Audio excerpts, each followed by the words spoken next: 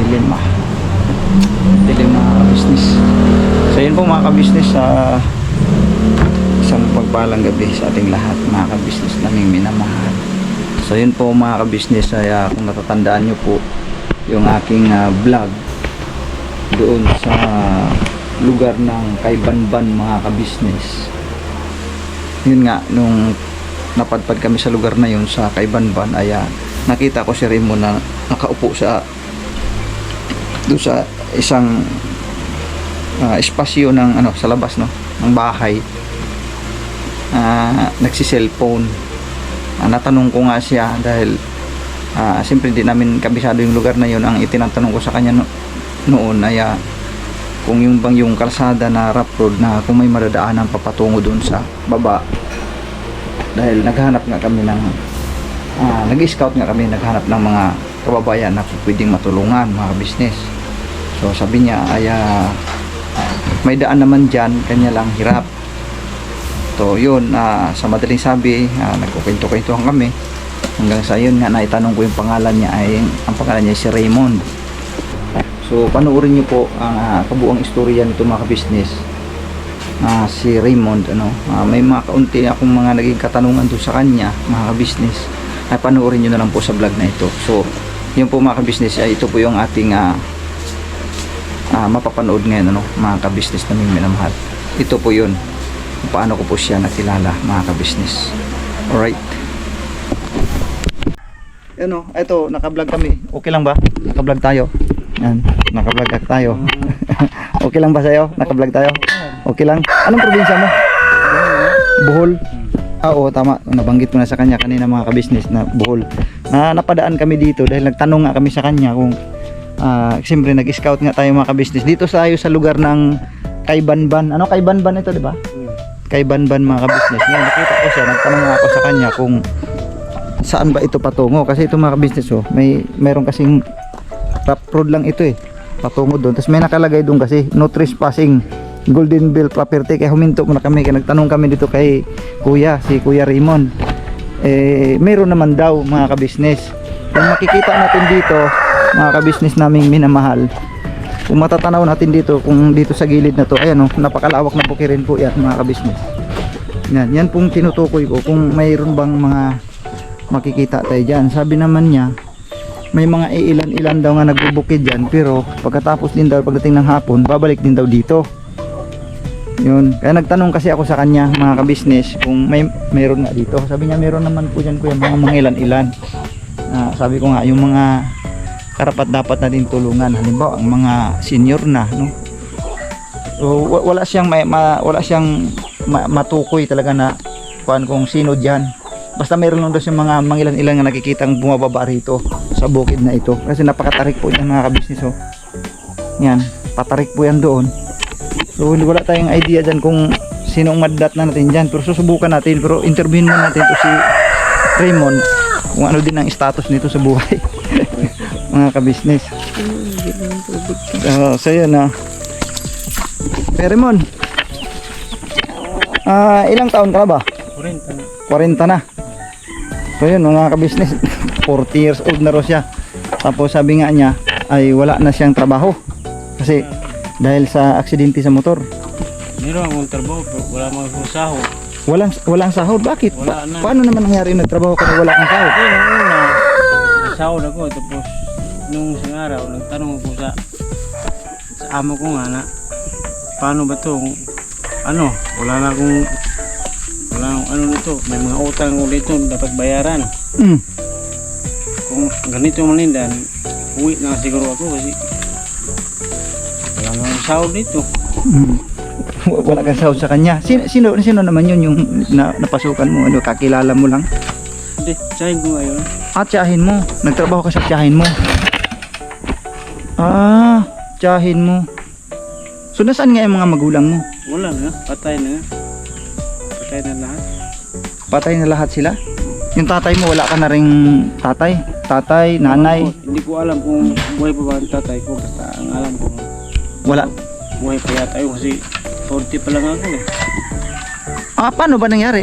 Bakit hindi mo na alam kung nasaan ang tatay mo talaga? Isang buwan lang ako, nawala na ako.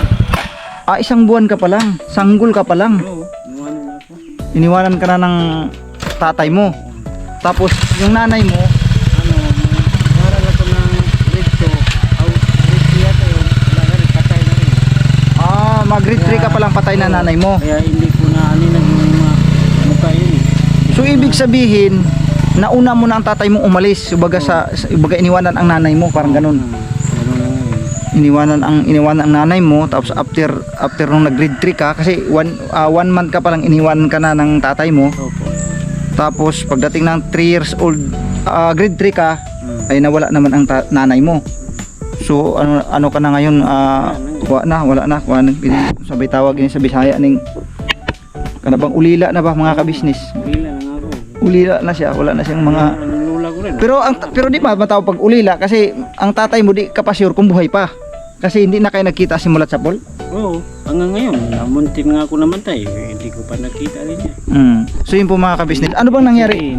Oo, sige po. Patay na rin siguro siya. So parang ang yun na lang ang iyong pakiramdam. Wala ka bang balita man lang sa mga kamag-anak na Wala rin. nakapagsabi sa iyo na, Wala. oh Raymond, yung tatay mo andito. Wala akong malita. Nasaan yung tatay?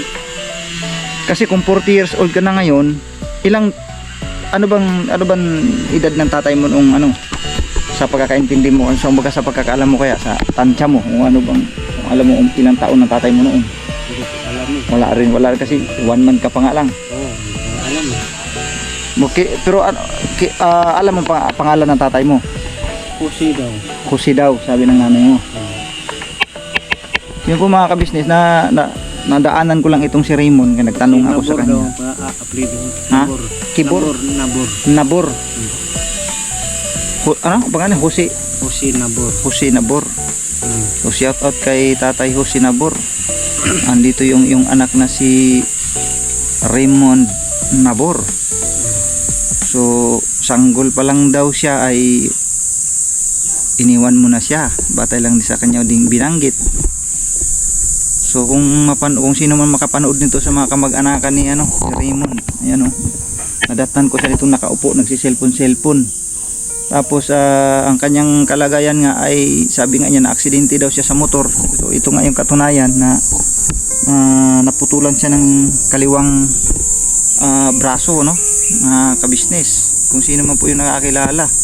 Siya ay nakatira sa kanyang tiyahin. So doon ka nagtatrabaho sa iyong tiyahin na ang sabi mo nga ay hindi ka pinapasahod. Nung una, maganda pa yung sahod. Pero pag ngayong February, parang wala na eh. Hindi ka na pinapasahuran. Magbigay siya. 500 din ng isang isina. Parang na lang, parang nahulog na lang parang tulong na lang siya sa iyo. Kumbaga hindi trabaho ang turing. Kumbaga pag tumutulong ka sa kanya, siya pa naman dito sa asawa niya, ano talaga. Trabaho. 3,000 talaga bantay lang yan. Pero ano po ba ang iyong naging trabaho? sa ngayon, may baboy naman. Yun ang binabantayan ko, baboy lang. Babuyan. Nagbabantay ka sa kanya ng baboy. Maraming baboy. Ano lang yun. Dati, 8 yan. Pero siyempre, unti-unti namang nawala. Kasi pag medyo malaki na, katay na naman siya. Yun. So yun lang. Kumbaga sa madaling sabi, tulong-tulong ka lang doon sa ngayon. Kasi dati, may sahod pa ngayon. Sabi mo parang okay kung magbigay, okay kung hindi. Parang ganon. Di kasi ang sa akin naman siguro sa pagkakaintindi ko mga kabisnes, dahil ko mo nga siya ay tumira doon sa kanyang tiyahin, so libre naman siguro ikaw lahat doon.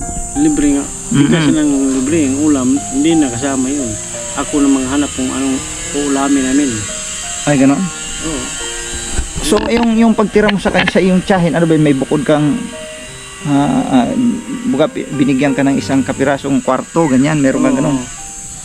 So siguro maaari nga mga kabisnes sa pagkakaintindi. Dati ako pag isa dyan, tapos ngayon nandyan na yung mga kapatid niya, dalawa yung kapatid niya. Siyempre kasama na kami doon sa bahay. Siyempre maghirapan lang ako sa ulam nga namin wala nga ulam Kasi hindi ka na makatrabaho dahil sa ganyang kalagayan mo. Pero sa tingin ko naman mga kabisnes, kung sa ganitong kondisyon, maaari pa naman siguro makatrabaho ito kung talagang mayroong. meron nga trabaho mag-offer sa akin. Trabaho. Kung wala, wala talaga. Oo, kumbaga ngayon, sa madaling sabi ngayon, naghintay-hintay ka lang kung sino mag-offer na o ganito may trabaho, pwede Dito kang ka magbantay ka rito. Yung magkaya ko lang. Mm-mm. Huwag lang yung kasi sa mga magkaya kasi isa lang, gamay ko naman. oo. Kita mo naman. Kung siguro sa mga yung pwersahang trabaho mga kabisnes, Ay, hindi pwede. mga kulang na sa pwersa siya sa madaling sabi. May pwersa pa siya pero kulang na nga lang. Kulang. Dahil nga putol na yung kanyang kabilang braso. So 40 years old na si Raymond mga kabisnes. Wala rin nga siyang pagkakitaan sa ngayon. So yun, nakilala ko lang siya dahil nagtanong-tanong kami. So dito banda Raymond sa may baba na ito, ano kayang pwedeng nating puntahan dyan sa tingin mo? May bahay pa doon eh. May mga bahay pa doon eh. Na dyan sa baba na yan? Oo. Kilala mo ba sila? Ay, hindi ko kilala pero nakikilala ko doon Sa mga mukha? Oo. Mukha. Pero meron naman doon mga bahay doon. Maraming bahay doon eh. Ano kaya sa tingin mo? Samahan kita punta doon. Sama mo ka mo. Sige, Oo. pwede natin iiwan to dito. Pansamantala lang, kahit dito lang, sa gilid. Yes. Sige po mga kabisnes, babalikan po namin kayo. So yun po mga kabisnes, sasamahan kami ni Raymond. Bababa kami dito sa bundok na ito mga kabisnes. Tatry lang natin kung may makita ba tayong ano dito. Yung karapat dapat ano po mga kabisnes. Dahan-dahan lang tayo kay mabangin mga kabisnes.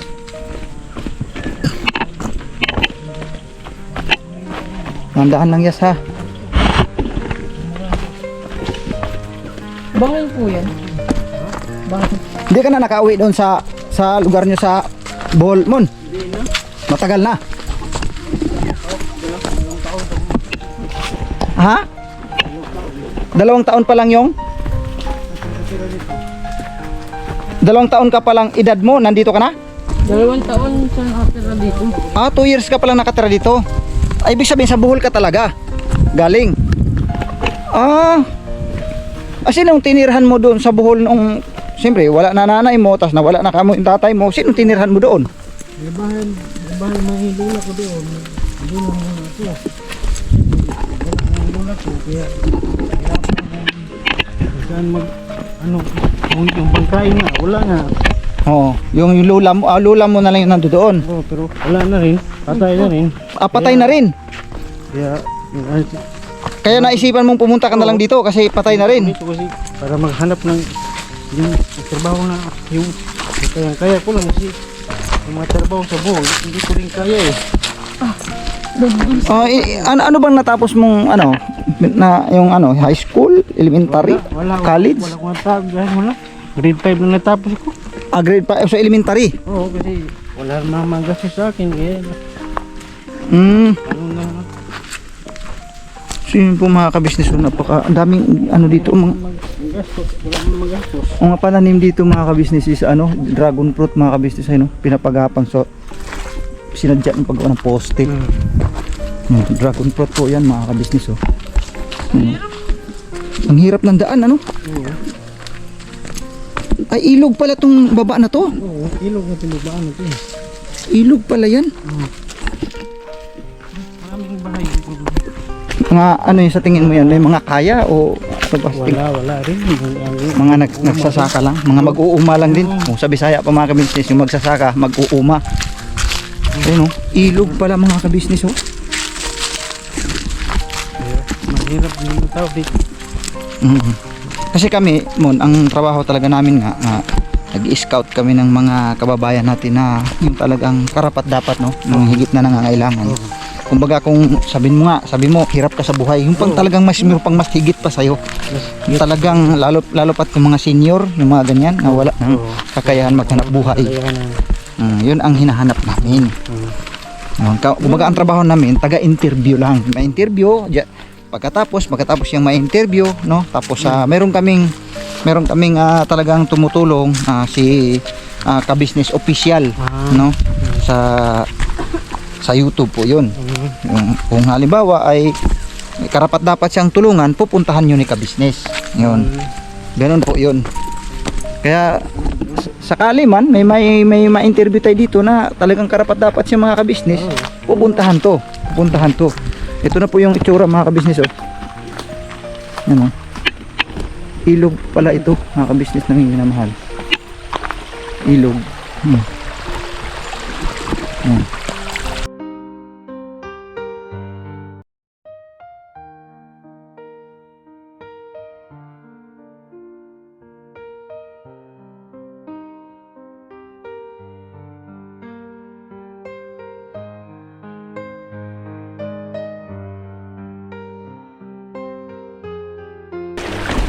Yun po mga kabisnes,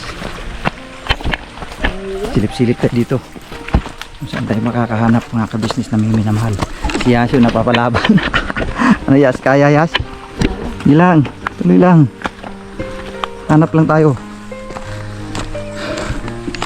So buti na lang po mga kabisnes at nakita natin to si Raymond, si Raymond na kita paano ay na-guide niya tayo dito. Nagtatambay-tambay lang siya doon sa taas mga kabisnes, nakita ko eh. Na yun nga meron dito aksidente daw yan mga kabisnes sa motor. Wala na rin siyang mga magulang, ulila na siya sa mga magulang.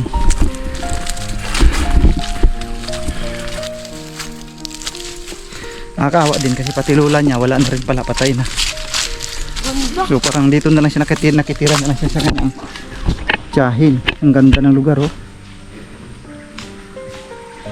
Ang ganda.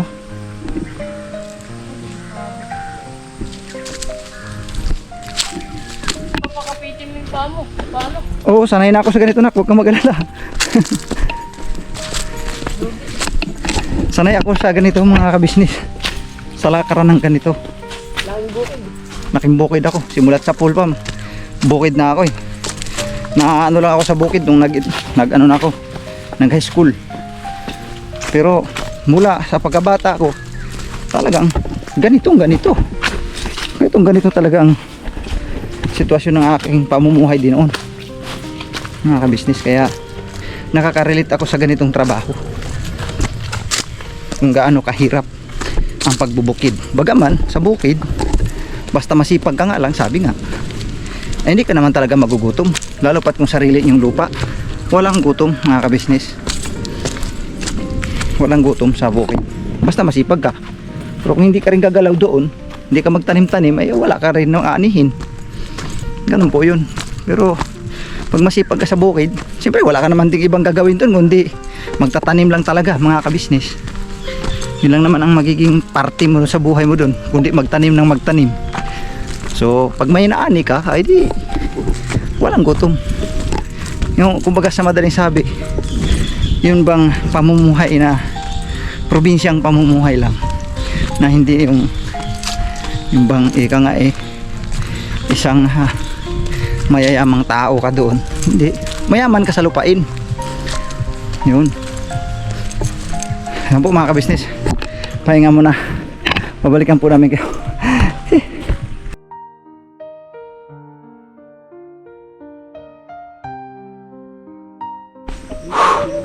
Grabe, ang taas. Ang taas talaga. Grabe Ramon, taas Ramon. Grabe daanan dito. Sobrang angat. Adventure. Adventure to. Lalo pag Umulan daw, pag umulan. Pag maulan to, basa. Ha. Ang tindi. Agilang. Dito pala. Ito, ano kay Nanay Liway? Opo. Oh, yun. Ikaw pala yung kanina, no? Sige. Di ba? Anak ka ni Nanay Liway? Hindi po. Iba rin. Iba rin. Pero doon din sa akin Nanay Liway ang bandang bahay mo. Dito may tindahan ko ya. May tindahan. Yun yung sa'yo? Okay, sige. Uwi na kami. Pagkasabi na lang ka Nanay Liway. Ang taas. Mga kabisnes no? Grabe ini.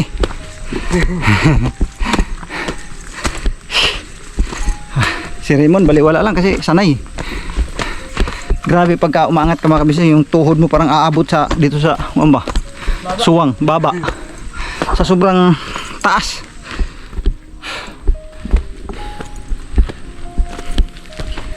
Salamat. Malapit-lapit na.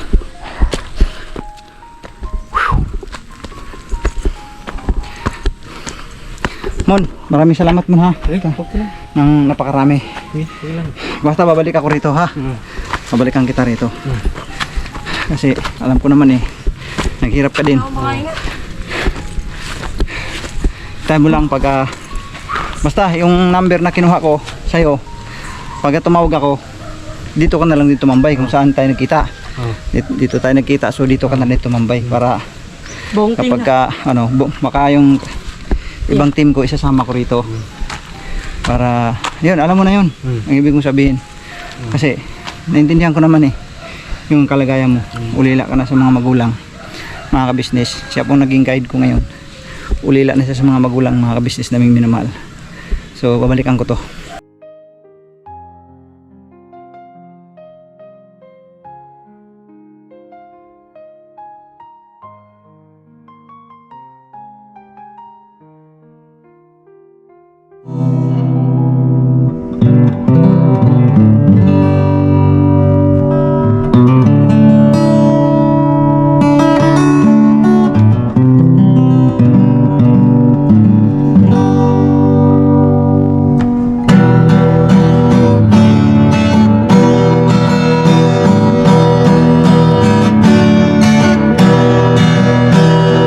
Tayong lahat ay magkakasama.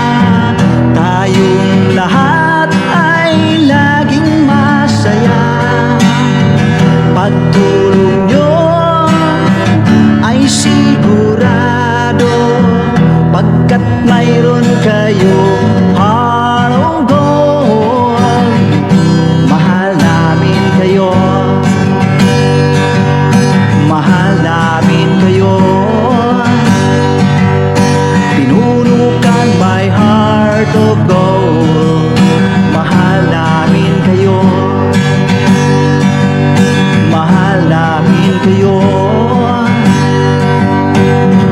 Minahal kayo ng mga tao kahit sang panig nitong mundo, pagkat mayroon kayong heart of gold. Mahal namin kayo. Mahal namin kayo. Keep it for a heart of gold. Mahal namin kayo.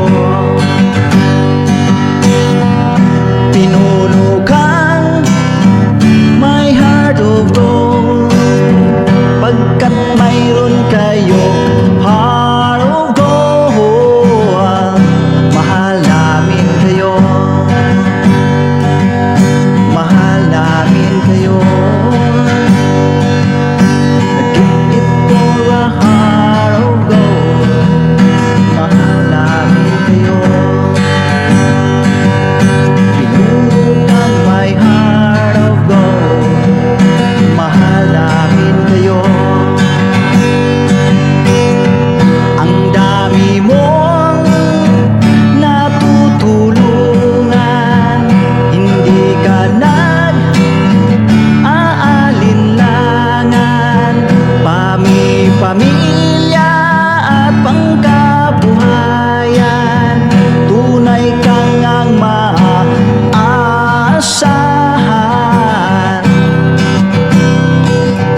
Mahal namin kayo. Pinunukan my heart of gold. Mahal namin kayo. Mga gawa mo'y kinalulugdan ng ating Diyos na makapangyarihan. Pinunukan my heart of gold. Mahal namin kayo. Mahal namin kayo. Pinunukan my heart of gold. Mahal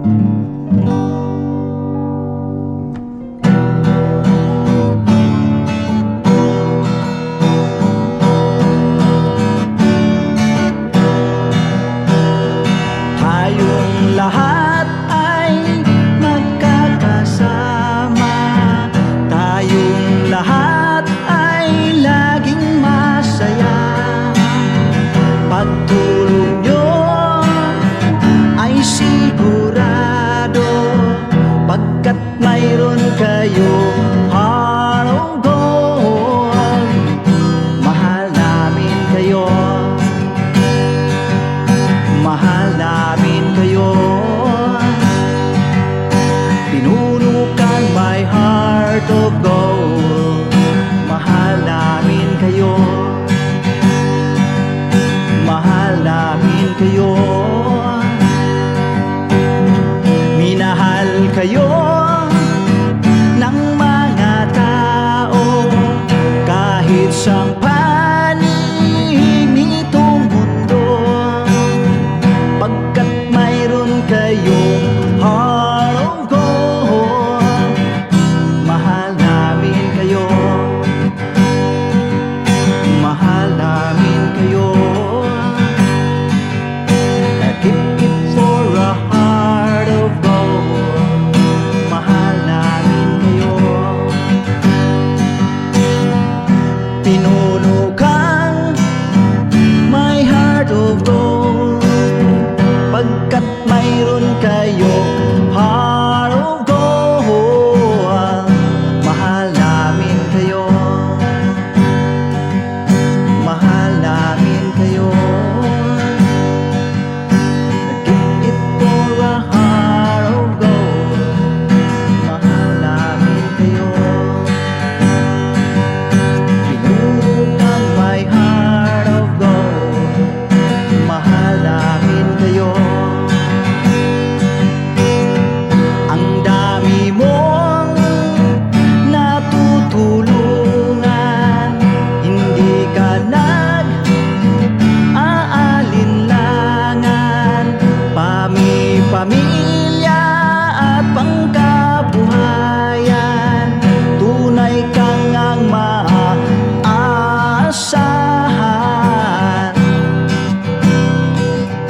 Mahal namin kayo, pinuno kang my heart of gold, mahal namin kayo.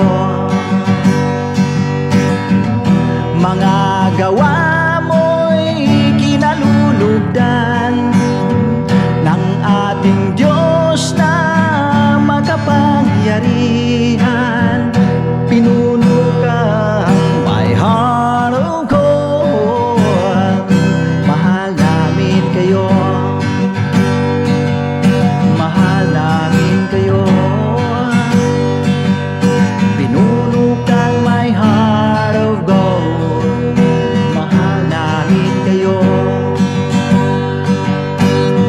Minahal kayo ng mga tao kahit sang panig nitong mundo, pagkat mayroon kayong heart of gold, mahal namin kayo,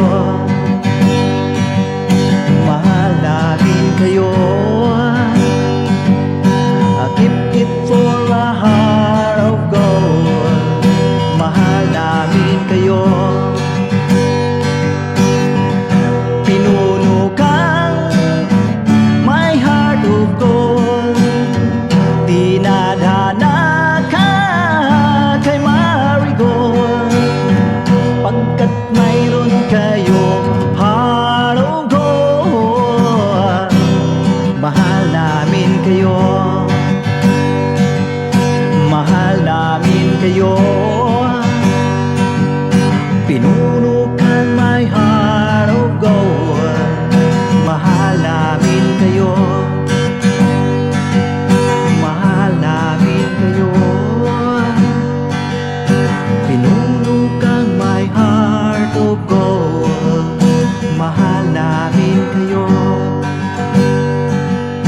mahal namin kayo.